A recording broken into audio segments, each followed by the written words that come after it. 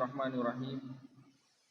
Alhamdulillahi hamdan katsiran thayyiban mubarakan fih kama yuhibbu rabbuna wa yarda. Asyhadu an la ilaha illallah wahdahu la syarika lah wa asyhadu anna Muhammadan abduhu wa rasuluhu la nabiyya ba'da. Amma ba'du.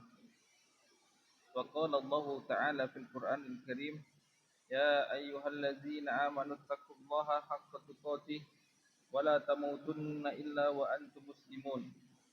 Wa qala ya ayyuhan nasu taqu rabbakumul ladzi khalaqakum min nafsin wahidah wa khalaqa minha zawjaha wa bassa minhuma rijalan katsiran wa nisaa'a wattaqullaha alladzi tasaaluna bihi wal arham innallaha kana 'alaykum raqiba. Wa qala ya ayyuhalladzina amanu taqullaha wa qulu qawlan sadida yuslih lakum a'malakum wa yaghfir lakum dhunubakum wa may yuti'illaha wa rasulahu faqad faza fawzan 'azima.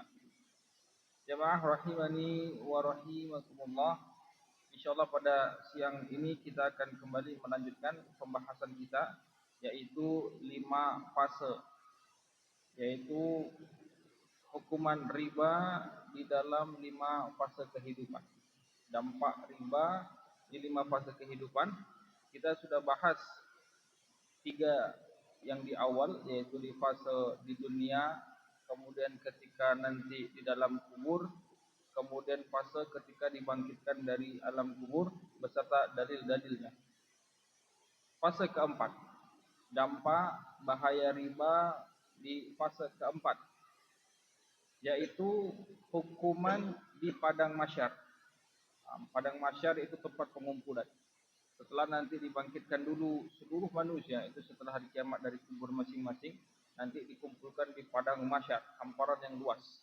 Nah, di padang mahsyar, pelaku riba, pemakan riba, ini akan mendapatkan sanksi. Sebagaimana firman Allah Ta'ala di surat Al-Baqarah ayat 279. Allah Ta'ala berfirman, فَإِنْ لَمْ تَفْعَلُوا فَأْذَنُوا بِحَرْبٍ مِّنَ اللَّهِ وَرَسُولِهِ. Setelah ayat sebelumnya Allah perintahkan orang untuk berhenti dari berbuat riba. فَإِنْ لَمْ تَفْعَلُوا, tapi jika kalian tidak lakukan, tak mau berhenti dari riba, فَأْذَنُوا بِحَرْبٍ مِّنَ اللَّهِ وَرَسُولِهِ, maka umumkanlah perang kepada Allah dan Rasulnya. Maka umumkanlah perang, ini kata Allah, kalian umumkan saja perang kepada aku dan Rasul. Maka ini luar biasa ya.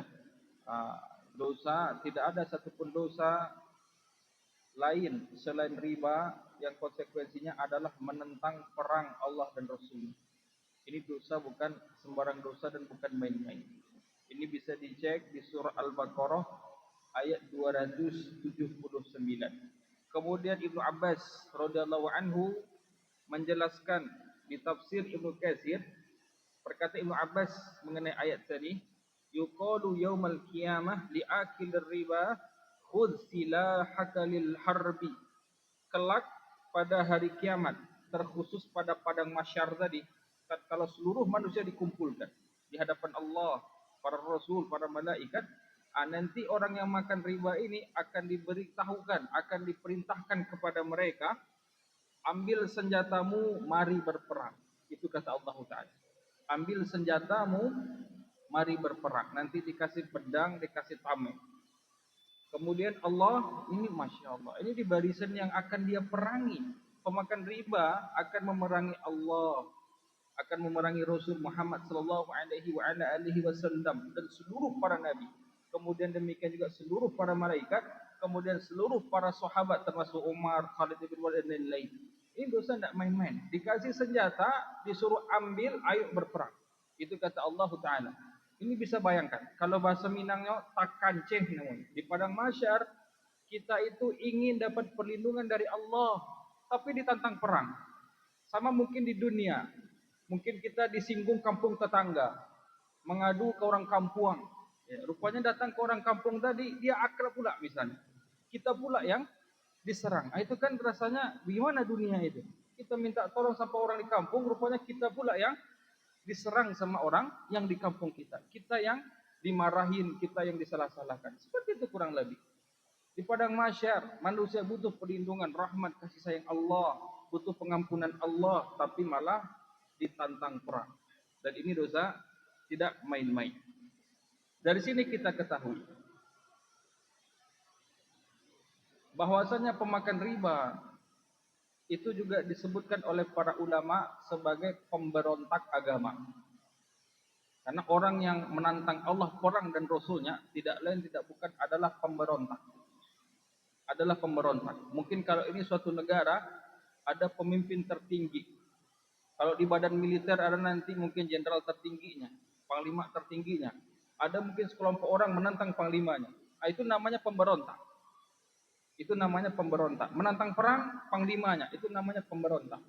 Menantang perang pemimpin pemerintahnya. Atau di zaman kerajaan monarki, ada sekelompok orang menantang perang raja dan parlemennya. Ini namanya pemberontak. Maka tidak salah para ulama sebutkan, bukan saya tapi Ibnu Abbas radhiyallahu anhu menyebutkan pemakan riba adalah pengkhianat agama. Adalah pengkhianat agama. Maka tidak heran ada riwayat dari sahabat Ali bin Abi Thalib dari Ibnu Abbas. Ibnu Abbas menerangkan, ini juga keterangannya di tafsir Ibnu Katsir terkait ayat yang tadi, Al-Baqarah ayat 279. Ibnu Abbas mengatakan, "Faman kana muqiman 'ala riba la yanza'u anhu fa haqqu 'ala imamil muslimin ay yastatibahu fa in naza'a wa illa duriba 'unuquhu." Ini tidak main-main. Kata Ibnu Abbas, barang siapa yang masih makan riba, yang tidak mau berhenti dari riba, setelah dinasihatkan riba haram, masih lanjut berbuat riba, maka pemimpin kaum muslimin di zaman dahulu khalifah, selain Umar, Abu Bakar, khalifah zaman dahulu, maka pemimpin kaum muslimin yang sah itu berhak menangkap mereka dan diminta bertobat. Jadi pemakan riba ini ditangkap, diminta bertobat. Kalau tidak mau bertobat, potong kepalanya. Ini yang berkata Ibnu Abbas, bukan saya. Dan ini ada keterangannya di tafsir Ibnu Katsir. Kenapa? Karena menurut mereka pemakan riba ini adalah pengkhianat agama. Allah dan Rasulnya diperangi. Kita kaum muslimin harus marah dengan pemakan riba. Karena mereka menantang perang Allah dan Rasulnya. Sementara kita dituntut cinta kepada Allah, cinta kepada Rasul, sampai ada majelis Rasul. Tapi malah makan riba. Bagaimana perasaan kita? Kita orang-orang yang kita cintai ditantang perang. Orang tua kita, ibu kita kalau dilempari, ditantang orang, bagaimana perasaan kita?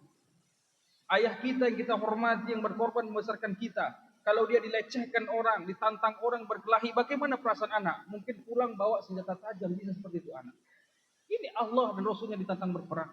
Kita malah diam dan ketawa-ketawa saja. Ini tidak main-main. Makanya sahabat yang begitu cinta kepada Allah dan Rasulnya, pemakan riba, pengkhianat agama, tangkap, potong kepalanya. Sudah. Penggal kepalanya. Ini keterangan para ulama. Silakan cek di tafsir Ibnu Katsir. Dan ini pernyataan Ibnu Abbas. Demikian juga tabi'in, Hasan al-Basri, Muhammad ibn Sirin. Ini ulama-ulama terhormat dari generasi Islam terdahulu. Jadi tidak main-main riba. Ini dosa di padang mahsyar, yaitu menantang Allah dan Rasulnya berperang, dan seluruhnya nanti malaikat juga, para sahabat juga, bisa bayangkan luar biasa. Jadi ngaku cinta Rasul, ngaku cinta sahabat, tapi makan riba. Sama saja nanti kita akan bertemu beda barisan, Pak.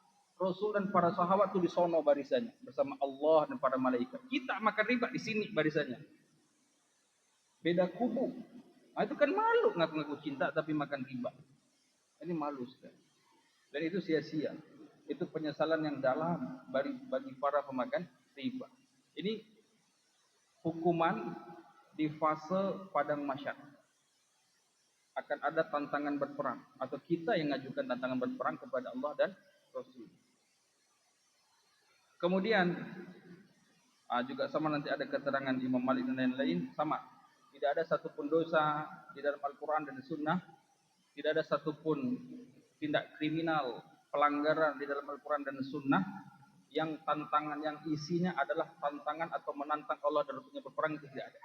Sisanya dosa besar, neraka. Tapi ini luar biasa, menantang Allah dan Rasulnya berperang dan nanti diberikan senjata, memang diminta real berperang. Itu keterangan para ulama.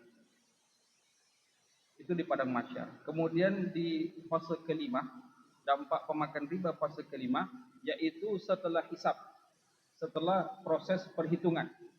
Maka tentu saja setelah proses perhitungan di 5 fase tadi, di fase dunia, dampak riba di fase dunia, di alam kubur, bangkit dari kubur, ketika padang mahsyar, kemudian nanti setelah selesai proses semuanya, setelah selesai hisab, hisab ini audit, hari pertanggungjawaban, hari diinterogasi, selesai semuanya, maka pemakan riba ini akan dicampakkan ke neraka.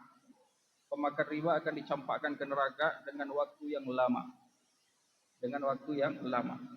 Allah Ta'ala berfirman di surah Al-Baqarah 275, wa ahallallahu al-bai'a wa harrama riba. Allah menghalalkan jual beli dan mengharamkan riba. Faman ja'ahu mau'izatun min rabbih fantaha falahu mas-salafa wa amruhu ila Allah. Barang siapa yang kalau setelah datang nasihat tentang riba dari Allah dan Rasulnya, dari para ulama, kemudian dia berhenti, maka falahu masalafa, maka dia boleh mengambil pokok hutangnya saja, ribanya jangan diambil. Wa amruhu ila Allah, nanti nasibnya terserah Allah di akhirat. Yang penting dia bertaubat, dia stop dari mengambil dan memakan riba. Nanti nasibnya itu terserah Allah Ta'ala. Faman 'ada fa ulaika ashabun nar hum fiha khalidun. Tapi barang siapa yang telah dinasihati riba haram, masih tetap lanjut makan riba, atau dia tobat sebentar kembali lagi berbuat riba, maka mereka adalah penduduk neraka. Mereka itu adalah penduduk neraka dan mereka kekal di dalamnya. Hum fiha khalidun. Mereka kekal di dalam neraka. Tapi kekal di sini, penafsiran para ulama, kekal di sini maknanya sangat lama berada di neraka. Hampir-hampir nyaris kekal di neraka. Ini untuk pemakan riba ketika dia sudah melewati fase hisab. Pemakan riba di Al-Quran itu disebut orang-orang tak beriman. Allah Ta'ala berfirman di Al-Baqarah 278, wazaru ma baqiya minar riba in kuntum mu'minin. Dan tinggalkanlah sisa-sisa riba setelah bertobat jika kalian orang yang beriman. Jadi Allah kaitkan, jika kalian beriman, berhenti dari riba. Tapi kalau tidak beriman, silahkan makan riba. Ini Allah kaitkan keimanan dengan berhenti dari riba. Kemudian Allah juga sebut pemakan riba ini kafir. Bukan saya, tapi Allah yang sebutkan. Bisa cek di Al-Quran, surat Al-Baqarah 276. Surat Al-Baqarah 276. Yamhaqullahu riba wa yurbis sadaqat wallahu la yuhibbu kulla kafarin adim. Allah akan hancurkan riba dan Allah akan kembangkan sedekah, dan Allah tidak suka setiap orang-orang kafir bagi yang banyak dosa. Allah tidak suka orang yang banyak berbuat kafir dan banyak berbuat dosa. Karena ini membahas riba, yang masih makan riba itu kafir. Kufur di sini keterangan para ulama yaitu kufur nikmat. Sudah banyak cara-cara mencari rezeki yang halal. Dan Rasul juga sudah ajarkan bagaimana cara mencari rezeki yang halal, masih makan riba. Riba ini kita pernah bahas. Ini dari Plato bahkan, dari Aristoteles. Itu sudah mengharamkan riba, itu sebelum Masehi. Dari Bani Israel sudah haramkan riba, Nasrani haramkan riba. Itu tadi orang-orang tidak bertuhan, yang percaya logika, menuhankan logika juga mengharamkan riba. Islam mengharamkan riba. Maka ini kufur nikmat. Dia tidak mensyukuri nikmat Allah. Dia tidak percaya dengan cara-cara mencari rezeki yang halal, masih makan yang Allah haramkan. Biar dapat banyak, biarlah haram. Ini namanya kufur nikmat. Makanya pemakan riba disebut kafir. Dan riba ini luar biasa bahaya. Kalau Bapak maulah cek di internet, kalaulah orang yang belajar ekonomi, terpelajar, terpendidik pasti paham. Di antara sebab inflasi adalah riba. Di antara sebab inflasi, yaitu inflasi itu harga barang dan jasa meningkat, harga rupiah atau mata uang melemah. Masing-masing mata uang tingkat inflasinya beda. Salah satu penyebab inflasi adalah riba. Di Indonesia rata-rata per tahun itu inflasinya 3%. Makanya jangan heran, 1.002.000 tahun 2015 dengan 1 juta tahun 2025 itu rasanya beda. Apalagi 2026, rasanya beda. Angkanya sama, nolnya sama, rasanya beda. Salah satu penyebab inflasi adalah riba. Kenapa? Karena para produsen, para pengusaha yang punya unit produksi, yang rata-rata mereka itu berhutang dengan bank untuk modalnya, yang rata-rata kalau mereka sudah hutang kepada bank, mereka harus cicil plus bunganya. Yang mereka pengusaha nggak mau bayar bunga. Bunganya nanti dimasukkan ke biaya pokok produksi. Siapa yang bayar bunganya? End user. Kita pembeli terakhir, kita yang bayar bunga. Itu diantara penyebab inflasi dan banyak lagi. Dan inflasi ini sungguh kejam. Ini terakhir. Inflasi sungguh kejam. Bagaimana kejamnya? Kalau ada karyawan, tiap tahun gajinya tidak naik.